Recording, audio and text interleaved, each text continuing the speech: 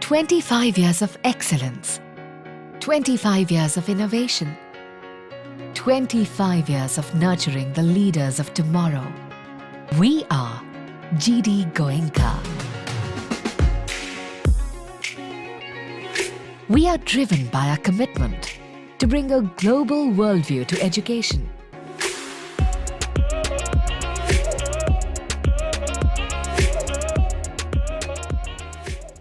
नमस्कार, मैं हूं प्रमोद और आप देखना शुरू कर चुके हैं दी-सड़कनामा.com।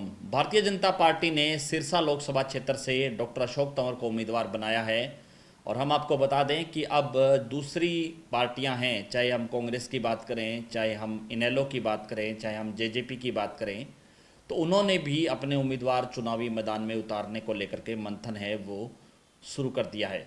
और अब जातिगत मंथन भी चल रहा है, क्योंकि सीधे तौर पे ये कह सकते हैं कि 2019 में बीजेपी ने यहाँ पर धाड़क उम्मीदवार यानी सुनीता दुग्गल को चुनावी मैदान में उतारा था, जो करीब 3 लाख वोटों से चुनाव जीती थी।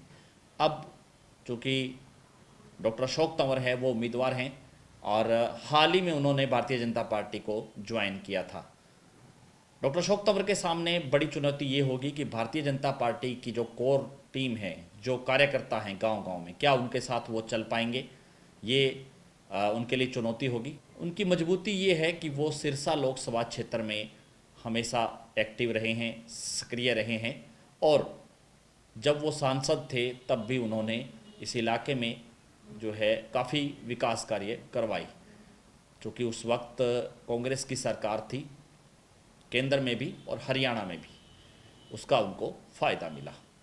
डॉक्टर अशोक तंवर के बाद अब हम चर्चा कर लेते हैं कांग्रेस पार्टी की। तो कांग्रेस पार्टी यहाँ से अब सिख चेहरा है वो तलाश कर रही है।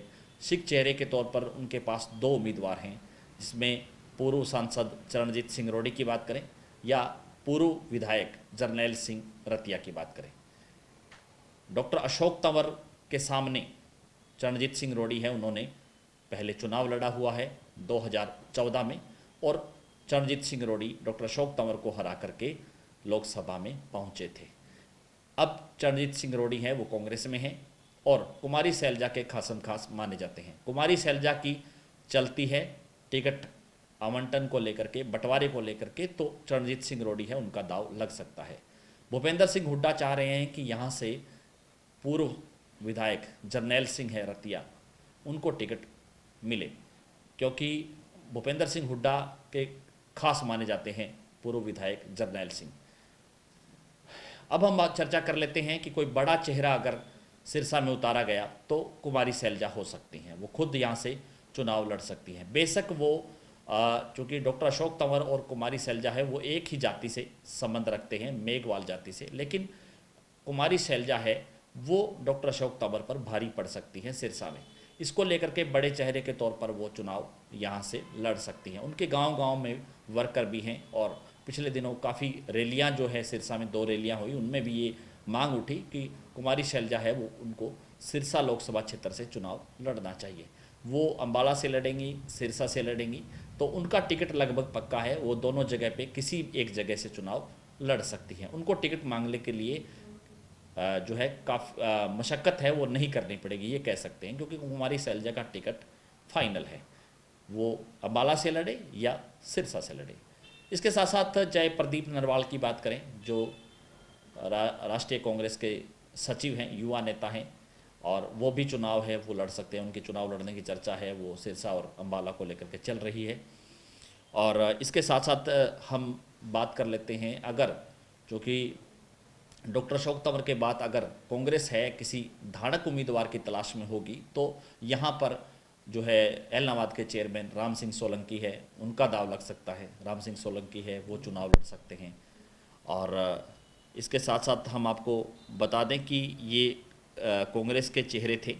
अब हम बात कर लेते हैं इनेलो की, क्योंकि सिरसा लोकसभा क्षेत्र है, इसमें जो 9 विधानसभा क्षेत्र हैं, जिसमें सिरसा की 5 सीटें हैं, फतेहाबाद की 3 सीटें हैं और 1 सीट है वो नरवाना, जो कि जींद जिले में पड़ती है। अब ये जो इलाका है यहाँ पे ये इनेलो का गढ़ कहा जाता है, क्योंकि इनेलो के सांसद है वो यहाँ पर जो है काफ़ी बार जीते हैं।